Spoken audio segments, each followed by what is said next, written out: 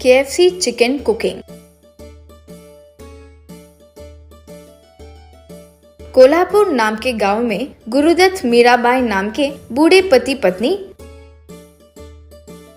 बंडी पर चिकन पकोड़ी, chicken fry, tandoori chicken बनाकर बेचते थे। उनका व्यापार अच्छा खासा चलता था। एक दिन पीयूष नाम का आदमी उस गांव में बड़ा सा रेस्टोरेंट शुरू किया। तब सारे लोग पीयूष के होटल में जाने लगे। गुरुदत्त मीराबाई का व्यापार घटने लगा। लोग उनके बंडी के पास आना बंद ही कर दिए। एक दिन मीराबाई, ओ जी, क्या अब हमारी जिंदगी बस खत्म हो गई? इतने समय हम चिकन का व्यापार करके हमारे बेटे के किए उधारी को चुकाते आ रहे हैं। वो ये सब हम पर छोड़कर खुशी से दुबई में सेटल हो गया है। अब चल रहा व्यापार भी हाथ से निकल गया। अब उधारी देने वाले भी सब आकर एक ही बार हमसे पैसे मांगने लगेंगे। क्या करें जी? मुझे तो कुछ समझ में नहीं आ रहा है। सब हमारे कर्म है। वो नए होटल में चिकन कुछ अच्छा नहीं था, मैं खाकर देखा, लेकिन फिर भी लोग उस होटल में ही क्यों जा रहे हैं पता नहीं चल रहा है। अब पता नहीं क्या करें। हमारे घर को बेचकर, हमारी उधारी चुकाकर हमें भीख मांगकर जिंदगी गुजारना होगा। उससे ज्यादा अब और क्या करेंगे? मीराबाई रोने लगी। एक दिन श्रवण नाम का एक आदमी उनके घर आया। श्रवण उनसे, मैं इस गांव में नया चिकन शॉप खोला हूँ। आप चिकन आइटम्स अच्छे से बनाते हो सुना है, इसीलिए आपको डिस्काउंट ऑफर देने के लिए आया हूँ।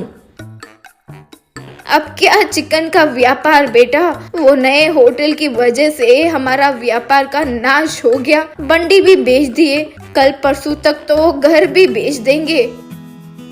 अरे ऐसे मत कीजिए, मैं आपको chicken leg piece, wings supply करूंगा। उससे आप लोग KFC चिकन बनाकर बेचिए।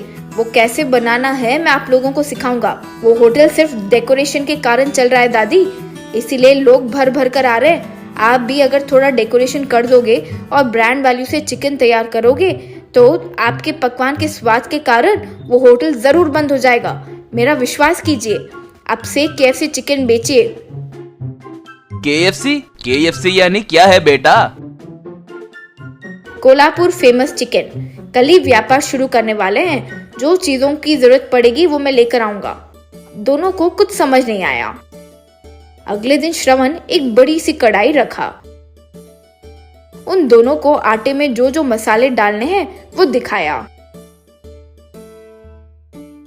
चिकन पीस को उस आटे में मिलाया, फिर उन्हें कढ़ाई में डलवाया। KFC चिकन रेडी हुआ।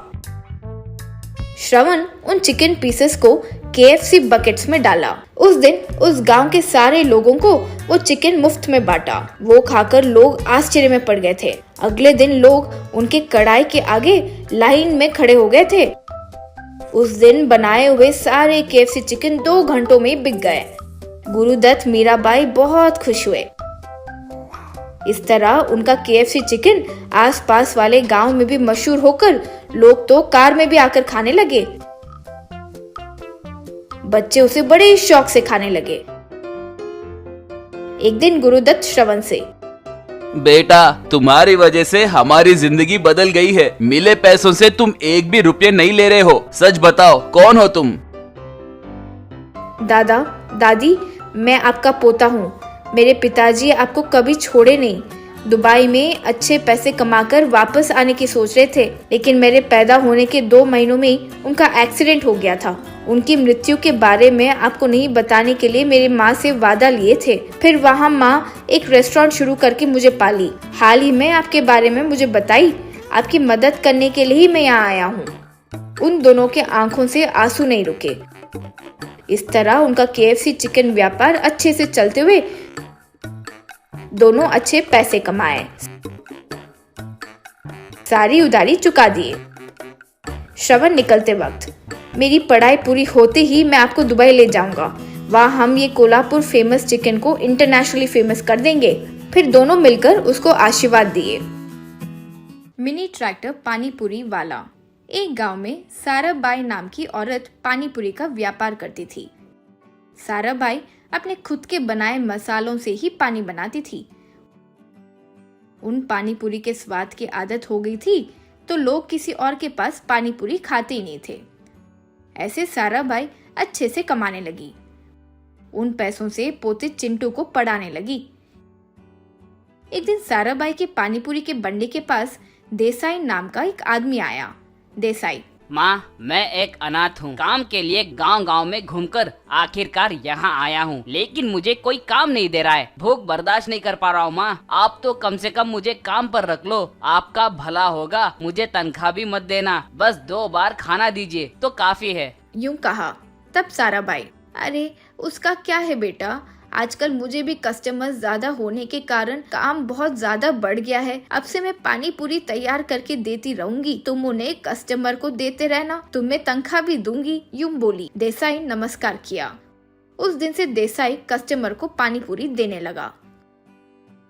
कुछ दिनों बाद देसाई साराबाई से, माँ, आप बुरा ना माने तो क्या एक सवाल पूछ सकता हूँ? आप जो सीक्रेट पानी पूरी बनाते हो वो क्या है? आप उसमें क्या क्या डालकर तैयार करते हो? मैं तो बस यूं ही पूछ रहा हूँ, मुझे अपना बेटा समझकर बता दो माँ, मैं किसी से नहीं कहूँगा, आपकी कसम। यूं कहा।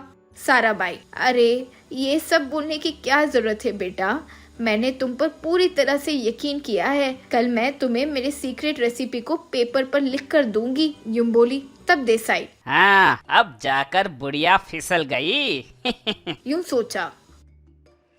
उस शाम को चिंटू का दोस्त बन्नी एक मिनी ट्रैक्टर लेकर आया। चिंटू, रे हम परसों तुम्हारे ट्रैक्टर पर बुद्धा के पहाड़ पे चलें क्या? यूं पूछा। तब बन्नी परेशान होकर, कैसे जाएंगे, कल मेरे डैडी ट्रैक्टर लेकर किसी को बेच रहे हैं। चिंटू, ये छोटे बच्चों के घूमने के लिए मिनी ट्रैक्टर है ना, तो फिर बड़ों ने क्यों खरीदा? शायद उनके बेटे को देने के लिए लिया होगा। बन्नी, वैसे नहीं है रे, ये उससे ही चाहिए कह रहा है, वो इस मिनी ट्रैक्टर पर पानी पूरी सेटअप करेगा। यूं कहा। ये मिनी ट्रैक्टर तो बैटरी से चलती है ना, तो उसे डीजल का भी खर्च नहीं पड़ेगा। ऊपर से वो कोई स्पेशल पानी पूरी ढूंढ निकाला, यूं कह रहा था। वो मेरे इस ट्रैक्टर पर घूमकर पानी पूरी को गांव-गांव में अच्छे से बेचेगा। यूं कहा। इसीलिए वो इसके दाम से 2 गुना ज्यादा पैसे देकर खरीद रहा है। फिर मेरे पिताजी ये ट्रैक्टर अमेरिका से लेकर आए, तब तक तो मैं बड़ा भी बन जाऊंगा। चिंटू, स्पेशल पानी पूरी? मेरे नानी के अलावा इस गांव में तो सब मामूली पानी पूरी बनाते हैं, कुछ तो गड़बड़ है। यूं सोचा। चिंटू तुरंत घर जाकर साराबाई से, नानी आपकी ये सीक्रेट पानी पूरी रेसिपी किसी को बताए क्या? यूं पूछा। तब वो, अभी नहीं बताई बेटा, लेकिन हमारे पास काम कर रहा है ना देसाई, ऐसे ही पूछा, कल पेपर पर लिख कर दूंगी। यूं बोली। ऐसे कहा। तब चिंटू, अरे नानी आप तो सब पर भरोसा कर लेती है, जानते हो वो क्या कर रहा है? कहते हुए पूरी बात बताया। तब वो, बाप रे, यानी वो चोर इसीलिए मेरे काम पर लग गया था। यूं सोची। चिंटू, नानी आप ये सब बिल्कुल नहीं जानते, ऐसे नाटक करते हुए जो मैं कह रहा हूँ वो करो। यूं कहकर कुछ कहा। अगले दिन साराबाई देसाई को एक चिट्ठी दी। कुछ दिनों में देसाई उस मिनी ट्रैक्टर पर पानी पूरी की बंडी लगाया। साराबाई पेपर पर लिखे वैसे ही पानी पूरी बनाया। वो ट्रैक्टर लेकर एक गांव गया।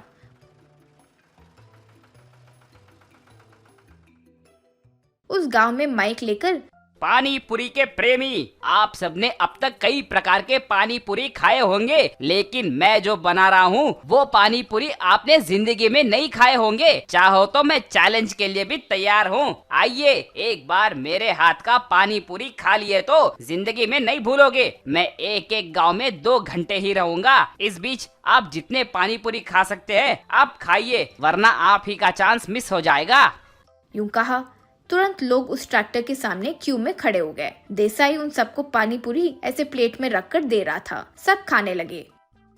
कुछ देर बाद एक आदमी अपनी पत्नी को फोन मिलाकर, अरे वो हमारे घर में मेहमान आए हैं, उन्हें टॉयलेट में जाने मत दो, मैं अभी घर भाग कर आ रहा हूँ, मैं आऊँ तब तक बाथरूम खाली होना चाहिए, वरना मैं क्या करूँगा मैं खुद नहीं जानता, कहकर पेट पकड़कर भागने लगा। ऐसे सब पेट पकड़कर इधर उधर भागने लगे। देसाई को कुछ समझ नहीं आया। कुछ देर बाद सब लकड़ियां लेकर आए। एक आदमी, हाँ रे, तुम्हारे इस पानी पूरी को हम जिंदगी में नहीं भूलेंगे। तुम भी जिंदगी में कभी ना भूलो, इसलिए गिफ्ट दे रहे हैं, मारो इसे। यूं कहा। तब सब मिलकर देसाई को खूब मारे। वो उस पानी पूरी ट्रैक्टर को वहीं छोड़कर भाग निकला।